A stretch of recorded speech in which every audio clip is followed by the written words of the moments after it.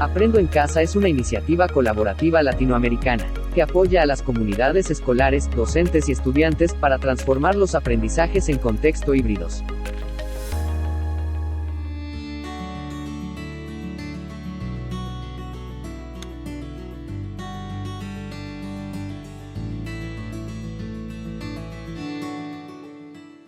Well, thank you so much for inviting me.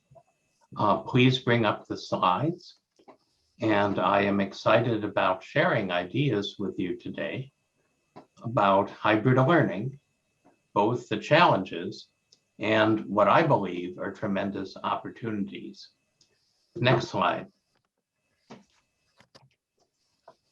So when the pandemic hit, I and other faculty at different universities began an initiative called Silver Lining for Learning.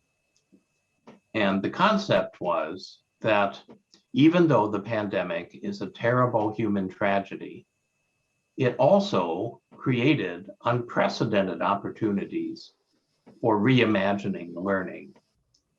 For example, for centuries, Harvard did not allow online teaching outside of its division of continuing education. And in one weekend, Harvard suddenly became an online university. So the challenge was to do things quickly, but the opportunity was, the silver lining was, to have a chance for bottom-up innovation. And every week, we've had a different episode. We now are on episode 54 of looking all across the world at educators who bottom up are creating a lot of very interesting innovations that the pandemic has opened up the opportunity to do. And what I want to do today is not only share what I've learned from this, but also to highlight some of the episodes that if you're interested in what I discuss, you might want to go take a look and watch one of these 1-hour episodes that speaks about something that you're particularly interested in. Next slide.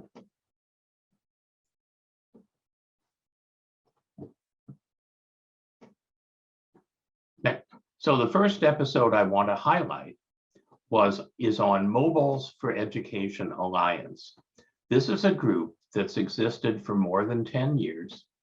And every year they've had a meeting where people from all across the world, many global South countries in particular, have talked about what they were doing with mobile learning. So it's been a great community for sharing ideas about what's possible, even before the pandemic happened. Next slide. And in those ideas, I want to highlight a couple. One of them is that if the pandemic had happened 20 years ago, we would have been in terrible shape. But now, mobile phones, tablets are part of the everyday experience of almost everyone across the world. And while we don't think of these as powerful as a laptop or a desktop computer, any mobile device is actually more powerful than a supercomputer was 10 years ago. So these are powerful devices, and countries have invested in this because they're linked to economic development as well as education. But the other thing that mobile learning teaches us is that technology is never the innovation. It's always the catalyst. You can have mobile devices used for learning with every student having one and still have bad education because technology is not the innovation. It's only if the technology is used for deeper content, for active learning rather than learning by listening, for authentic assessment rather than just high stakes summative tests, and for links between schools and life. It's only when technology is used for those things that it's powerful. So when we think about hybrid learning, yes, we think about having the technology, but we also need to think about how it's used. Next slide. Another episode that I want to highlight is about the use of mobile devices for equity and immersive learning in Africa. And we had several speakers who talked about the work that they are doing there. And one of them was doing virtual reality work with students in Africa, not at some expensive independent school, but just as part of the normal educational system, the typical amount of funding that was available. Next slide. And what that says to me, and what this whole Silver Lining for Learning series has shown, is that advanced technologies are now accessible to anyone, even students in poverty, because these mobile devices are powerful enough to support advanced forms of learning and teaching. And this is very important because many people worry about what's called the achievement gap, that privileged students do well, and students who have been marginalized in different ways don't do well. And that gap grows year after year after year in schooling. But a lot of the reason that gap grows is that privileged students who are doing well get enrichment activities. But marginalized students who are struggling get remediation. Los estudiantes marginalizados están siempre luchando para estar. And what we've learned is that all students should get enrichment, whether they're struggling or whether they're doing acceso, y ya sea los estudiantes que les va bien a los que than other students in order to move forward. Another way to say this is that too often people have a deficit model about students who are marginalized, who are underrepresented, who come from out of poverty. They think these students are broken and that somehow education is supposed to fix them, but nothing could be farther from the truth. These students have tremendous strengths, often strengths that students from privileged backgrounds don't have. And so this is an opportunity to build on those strengths and to personalize learning.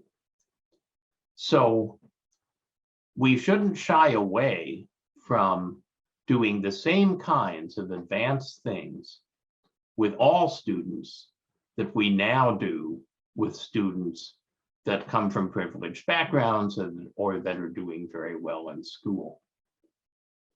And my belief about the opportunities that hybrid learning offers through the disruption of the pandemic is that we need to focus on doing better things rather than doing things better. That is, instead of taking the old model, the industrial model of teaching by telling and learning by listening, and doing it a little better with technology, we should be doing a different model that's based on modern knowledge about learning and about the brain, and do this with all students. And I think these episodes across the world are showing that this is possible. Next slide. So another episode that you might find interesting comes from one of my colleagues at Stanford, who I've known for a long time, Paul Kim. And he has done some very interesting work with the poorest of the poor students in terms of having very few educational resources across the world. Next slide.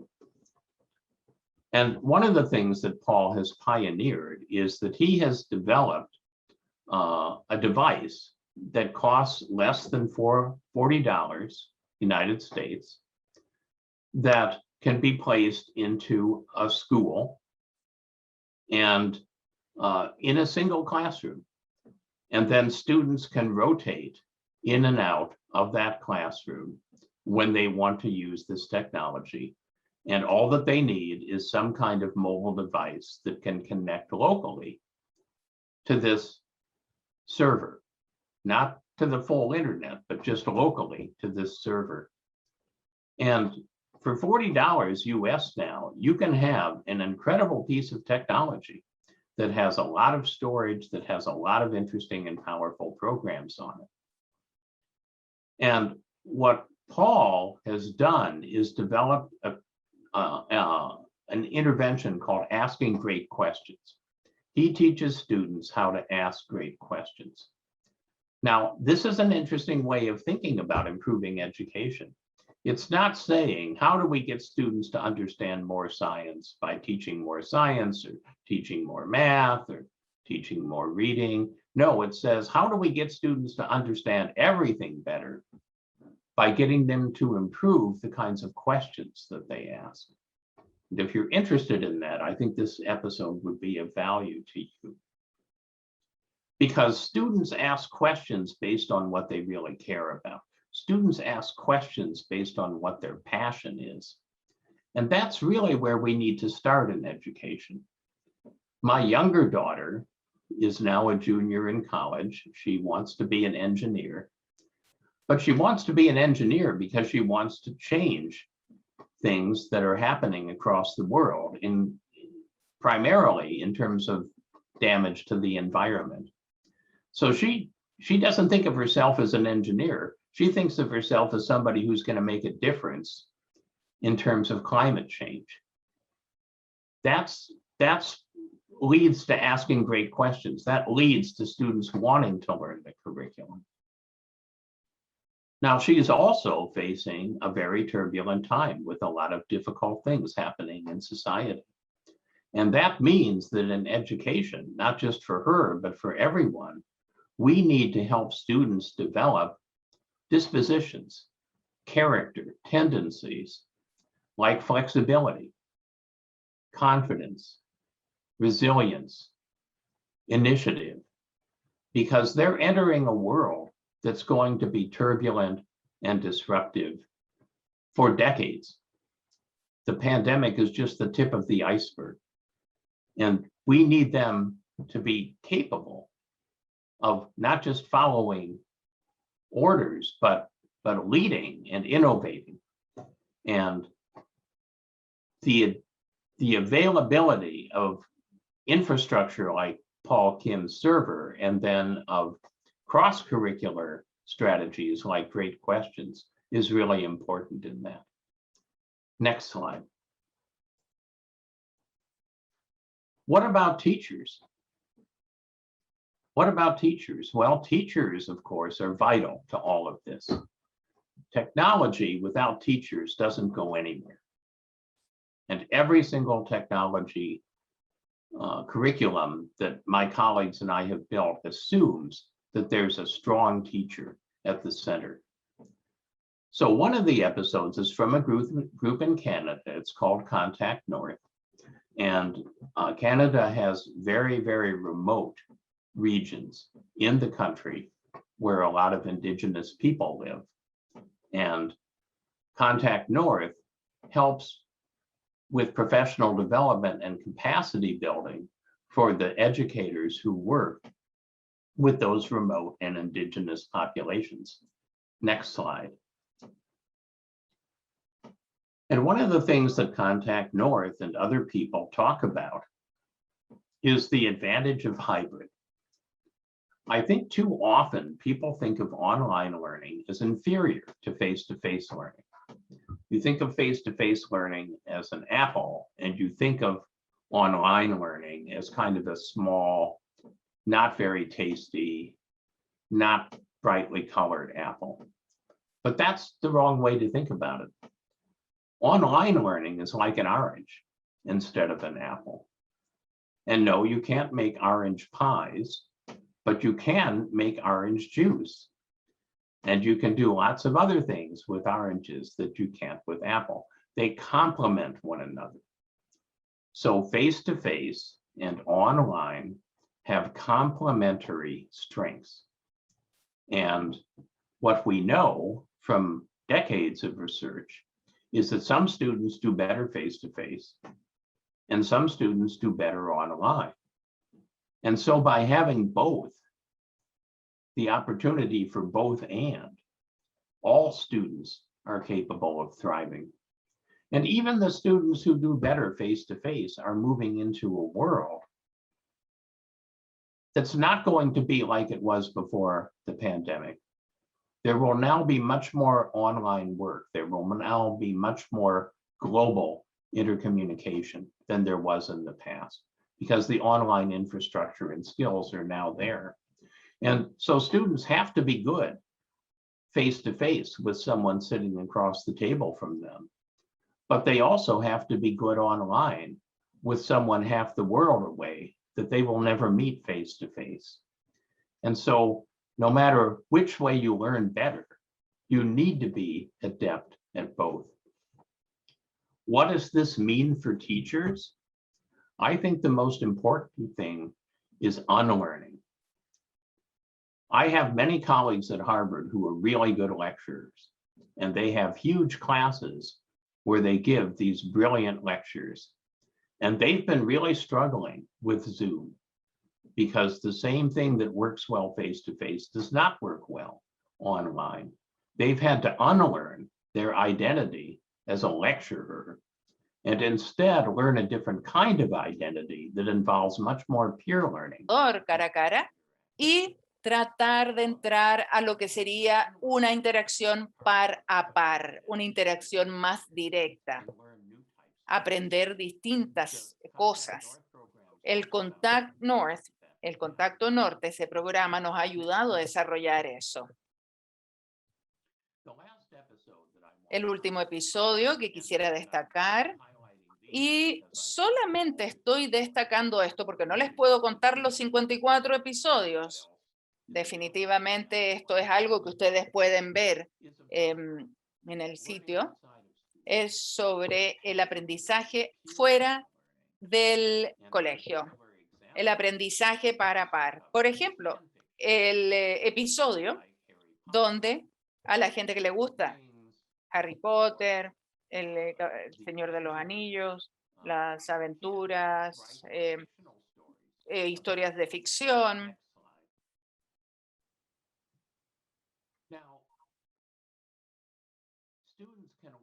Entonces, los estudiantes pueden aprender muchísimo de sus pares fuera del colegio con las cosas que les apasionan.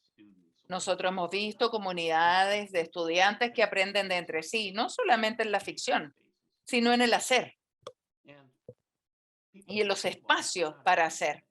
Muchas personas pueden decir, bueno, pero esto no es académico, pero debemos recordar que el currículum completo, que está basado en la presentación de problemas, todo esto existe en todas las situaciones del mundo real y por ende podemos utilizar estas situaciones complejas del mundo real para usarlo acá, para la ciencia, la tecnología, en distintas disciplinas.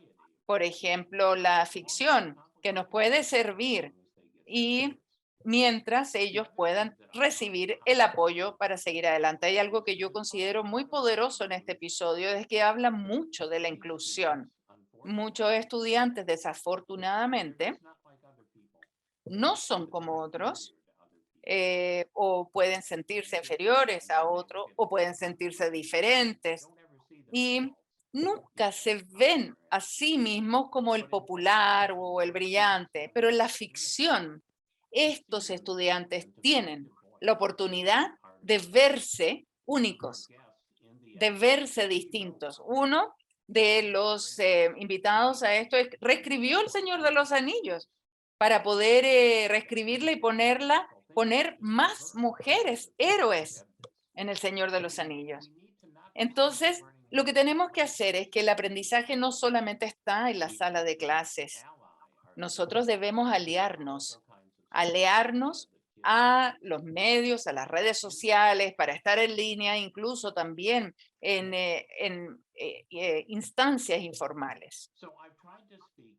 Así que he tratado de hablar sobre las preguntas fundamentales, lo que hemos ido guiando, también el episodio, cuáles son las lecciones aprendidas, cuáles son las experiencias, lo que significa esto de rescatar lo positivo. Y una de las cosas que hemos ido aprendiendo con la educación híbrida y cómo se hace más efectiva, yo diría que no es solamente con la tecnología, sino también con lo que es el contenido, formas más activas de enseñar y también distintas formas de evaluación, ir uniendo eso al currículum escolar. Una de las grandes transformaciones que se han ido generando se basan en el aprendizaje híbrido. Y esto nos entrega la base para tomar la decisión de hacer cosas mejor y no mejorar las cosas que ya están. La próxima. Entonces no me interesa la tecnología solo por la tecnología, porque hay días en que hasta no me gusta la tecnología, pero en lo que sí me interesa es la transformación educacional, no preparar a los niños para la era industrial que fue para siempre, sino prepararlos para el siglo XXI. Y eso va a exigir que transformemos la forma en que se enseña y se evalúa. Y uno puede seguir cómo van viendo en las preguntas que les pongo aquí en pantalla las inquietudes que tengo.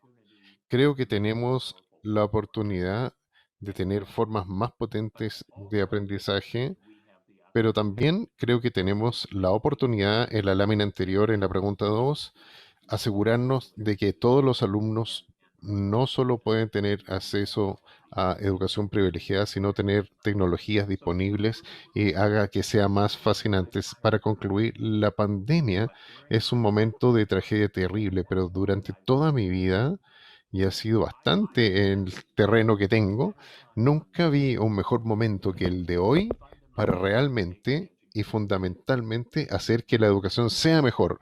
Aprovechemos el hecho de que lo que ya se terminó en el pasado se ve debilitado por esta interrupción y estoy fascinado de ser parte de esta comunidad de aprendizaje que busca formas de hacer las cosas mejor. Les agradezco una vez más el haberme invitado.